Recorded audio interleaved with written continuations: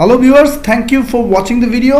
I'm Wadud from Technical English Learning Home. আজকে আমি আপনাদের একটা মজার বিষয় দেখাবো, সেটা হচ্ছে আমরা দেখার জন্য কখন ওয়াচ ব্যবহার করি, কখন সেটা লুক ব্যবহার করব, আর কখনই বা আমরা সেটার জন্য সি ব্যবহার করব। দ্যাট মিন্স কনফিউজিং ওয়ার্ড যেটা আপনাকে কনফিউজ করে দেয়। আমরা কেন ওয়াচ ব্যবহার করি? ওয়াচ অর্থ দেখা, লুক তাকানো বা দেখা, সি সেটাও দেখা। বাট আমরা কখন ওয়াচ ব্যবহার করব, কখন লুক ব্যবহার করব, কখন সি ব্যবহার করব, আমি আপনাদেরকে এখানে সব টেকনিক দিয়ে বিস্তারিত ইংলিশ এবং বাংলায় যেভাবে বই পুস্তকে লেখা আছে সেগুলো দিব, এবং আমার শর্ট টেকনিক দিয়ে আপনাদের টোটাল কনফিউশন দূর করে দিব।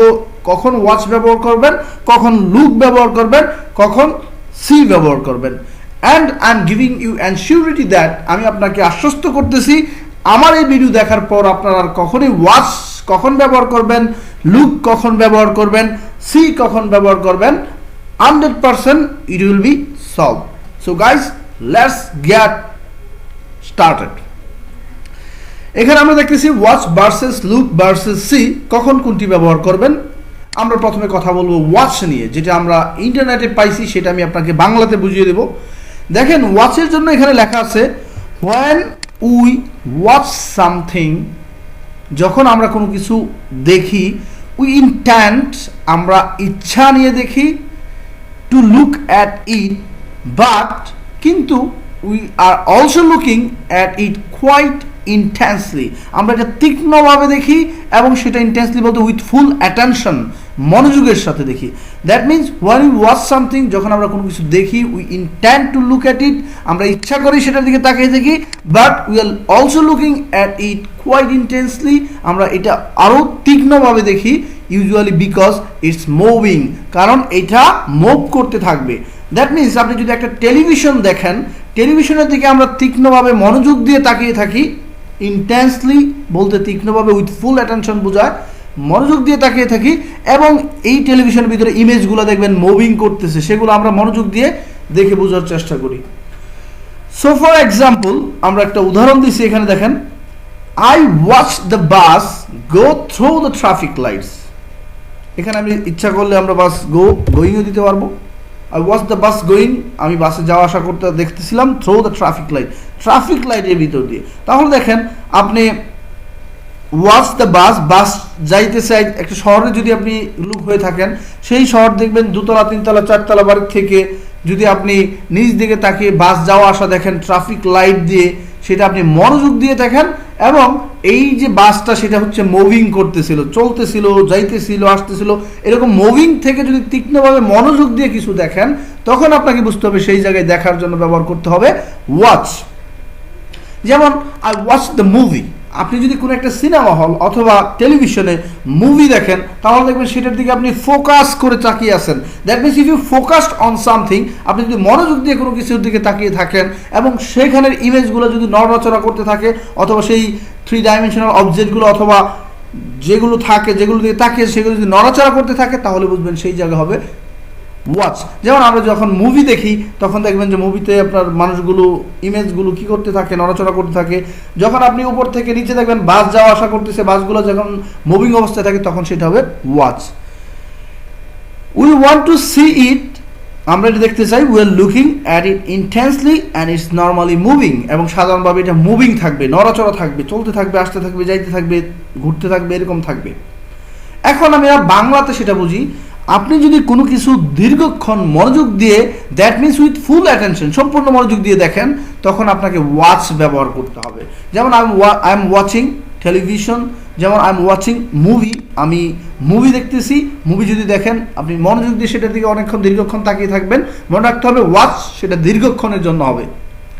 I am watching a drama, আপনি যদি একটা নাটক দেখেন, তাহলে সেখানে ক্যারেক্টারগুলোকে কি করতেছে এটার জন্য ইন্টেন্সলি আপনাকে দেখতে হবে, উইথ ফুল অ্যাটেনশন, আপনি সম্পূর্ণ মনোযোগ দিয়ে দেখতে থাকেন।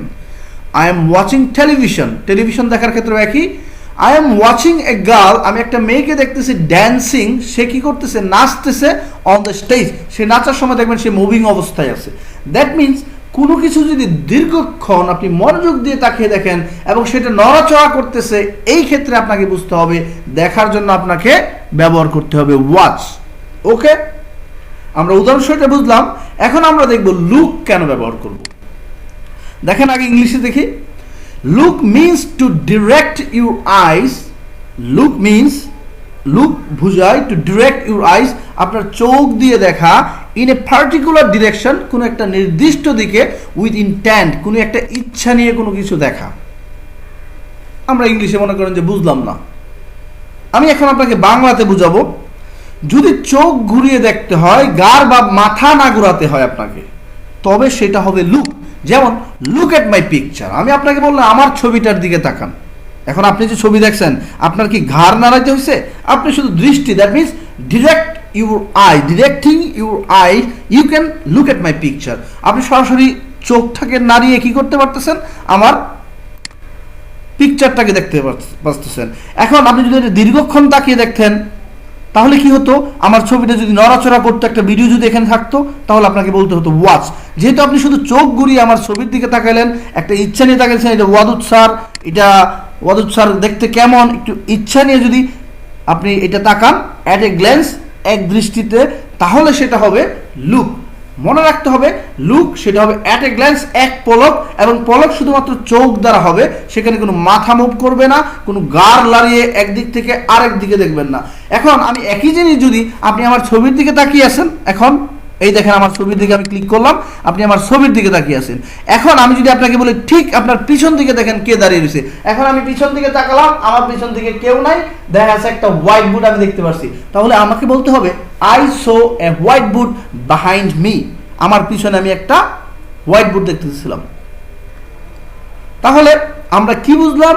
ওয়াচ, যদি কোনো কিছু মনোযোগ দিয়ে দীর্ঘক্ষণ তাকিয়ে থাকেন এবং সেটা নড়াচড়া করে, যেটার দিকে তাকিয়ে আছেন সেটা অন মুভিং অবস্থায় থাকে, তাহলে সেটা হবে watch.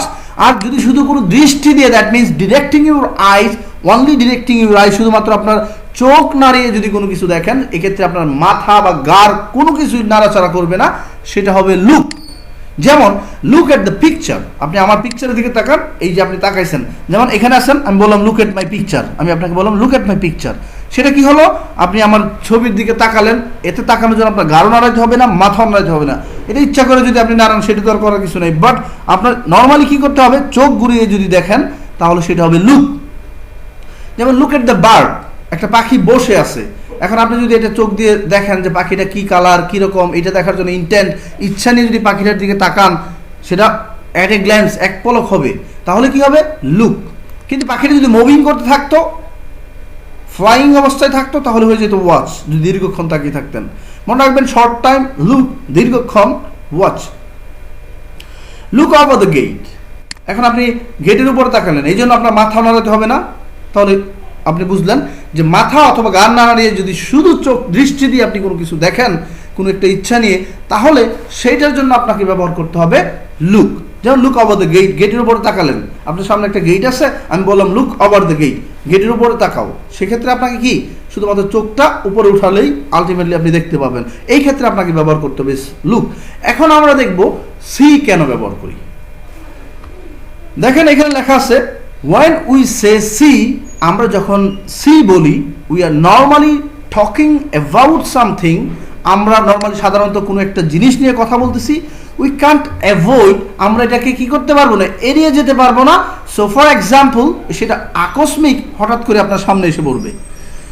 I opened the curtains, I opened অর্থ হচ্ছে I opened the curtains, I অর্থ আমি, opened খুলেছিলাম, the curtains পর্দা, and saw some birds outside, আমি যখন কার্টেন জানালার পর্দাটা ওপেন করলাম, and saw এবং দেখছিলাম, তাহলে এখানে দেখেন সো ব্যবহার করছে কেন? কারণ আপনি যখন পর্দা খুলছেন তখন কিন্তু আপনি জানেন না সেখানে পাখি আছে, বাট হঠাৎ করে পাখি আইসা পড়ছে আপনার সামনে। some birds outside, I didn't intend to see them, আমার এটা দেখার ইচ্ছা ছিল না, it just happened, কিন্তু হঠাৎ করে আপনার সামনে আইসা পড়লো। তাহলে আমরা সি কেন ব্যবহার করব, আমরা এখন বাংলাতে বুঝি। যদি এমন কিছু আপনাকে দেখতে হয় যা দেখার জন্য আপনি আগে থেকে দেখতে প্রস্তুত ছিলেন না, হঠাৎ করে দেখতে গিয়ে আপনাকে মাথা অথবা গাড় ঘুরিয়ে এক দিক থেকে আরেক দিকে ঘুরিয়ে দেখতে হয় বা আরেক দিক দিয়ে তাকিয়ে দেখতে হয়, তবে সেক্ষেত্রে আপনাকে সি ব্যবহার করতে হবে এবং সেটা অল্প সময়ের জন্য হবে। যেমন I saw a car running away with full speed. এখন যেটা যদি দীর্ঘক্ষণ গাড়িটা যাইতেই আছে এরকম দেখতেন, তাহলে হতো কি আপনাকে ব্যবহার করতে I watch a car moving. আচ্ছা, এখন আমি বললাম I saw a girl laughing. আমি একটা মেয়েকে হাসতে দেখলাম at a corner of a field. যদি সেটা আমি অল্প সময়ের জন্য ব্যবহার করি তাহলে হবে সেটা so. See, there is a crocodile in the river. হঠাৎ করে দেখলেন, এই তাকাও, look over there. There is a crocodile. তাহলে কি হবে সেই ক্ষেত্রে? হঠাৎ করে যদি আপনার চোখের সামনে আসে তাহলে সেটা হবে there is a crocodile in the river. তাহলে এক পাশ থেকে আপনাকে গাড় নাড়িয়ে অন্য পাশে তাকিয়ে আপনাকে দেখতে হবে যে নদীতে সেখানে কি আছে? একটা crocodile, that means কুমির আছে। এখন আপনাকে আমি ইংলিশে বুঝিয়ে দেব। রিমেম্বার, মনে রাখতে হবে see, you didn't really intend to. See হচ্ছে আপনার দেখার প্রয়াস ছিল না, ইচ্ছা ছিল না, হঠাৎ করে এটা সামনে আসে। And it's for short time, এটা থাকবে কি কম সময়ের জন্য। সিটা ব্যবহার করবেন কোনো কিছু দেখলে সেটা ইচ্ছা ছাড়া হঠাৎ করে সামনে আসে, এটা এড়িয়ে যেতে পারবেন না, হঠাৎ করে দেখলেন, it just happen. Look, look কেন ব্যবহার করবেন? You intended to do it but at a glance. আপনি ইচ্ছা নিয়ে সেটাকে দেখলেন কিন্তু এক পলকে, এবং অ্যাট এ গ্ল্যান্স বলতে সেটা শুধুমাত্র চোখ দিয়ে বোঝায়, এক পলক বলতে শুধু চোখের ব্যবহার। And was, you intended to do it and you are looking intensely with attention. আপনি কি বলছেন এটা? ইউ ইন্টেন্ডেড, আপনি ইচ্ছা নিয়ে, টু ডু ইট এটা করছিলেন, অ্যান্ড ইউ আর লুকিং, আপনি সেটা দেখতেছিলেন, ইন্টেন্সলি খুবই মনোযোগ দিয়ে, তীক্ষ্ণভাবে, উইথ অ্যাটেনশন মনোযোগ দিয়ে। ইটস ফর লং টাইম, তাহলে ওয়াচের জন্য কি হবে? সেটা আপনাকে লং টাইম হতে হবে।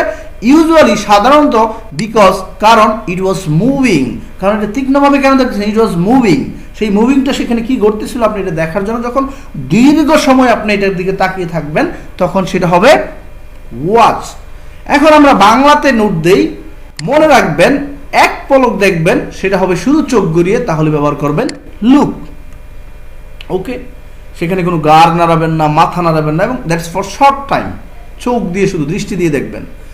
2 নম্বর, অল্প সময়ের জন্য হঠাৎ করে অথবা এক পাশ থেকে মাথা ঘুরিয়ে আরেক পাশে দেখলে সেজন্য আপনারা ব্যবহার করবেন সি। 3 নম্বর, দীর্ঘ সময়ের জন্য যদি মনোযোগ দিয়ে কোনো কিছু দেখেন যা নড়াচড়া করতেছে তবে সেই দেখার জন্য আপনাকে ব্যবহার করতে হবে ওয়াচ। তাহলে আমরা কি বুঝলাম? এক কথায় চোখ ঘুরিয়ে শুধু দৃষ্টি দিয়ে দেখলে সেখানে ব্যবহার করবেন লুক। সি, হঠাৎ করে কোনো কিছু অল্প সময়ের জন্য যদি দেখেন এক পাশ থেকে আরেক পাশ গাড় নাড়িয়ে, তাহলে সেই ক্ষেত্রে আপনাকে ব্যবহার করতে হবে সি। তৃতীয়ত, যদি আপনারা দীর্ঘ সময় দিয়ে মনোযোগ দিয়ে দেখেন, যেমন কোনো একটা মুভি দেখলেন অথবা কোনো টেলিভিশন দেখলেন অথবা স্টেজে কোনো মেয়ে নাচতেছে সেটার দিকে দেখতেছেন এবং সেই জিনিসটা নড়াচড়া করতেছে, অন মুভিং অবস্থায় থাকবে, যদি নড়াচড়া থাকে দীর্ঘ সময়ের জন্য দেখেন তাহলে ওয়াচ। তাহলে আমরা কি বুঝলাম? চোখ দিয়ে লুক, শর্ট টাইম। সি, গাড় ঘুরিয়ে বা মাথা ঘুরিয়ে হঠাৎ করে এক পাশ থেকে অন্য পাশ থেকে কোনো কিছু দেখলে সি। ওয়াচ কেন? দীর্ঘক্ষণ কোনো জিনিসের দিকে তাকিয়ে যদি মনোযোগ দিয়ে দেখতে থাকে এবং সেই জিনিসটা যদি মুভিং অবস্থায় থাকে তাহলে আপনাকে বুঝতে হবে সেই ক্ষেত্রে আপনাকে ওয়াচ ব্যবহার করতে হবে। Okay, now it's time to get a test from you. আপনার কাছ থেকে একটা টেস্ট নেওয়ার সময় এখন। আমি দেখবো আপনারা কতটুকু বুঝতে পারছেন।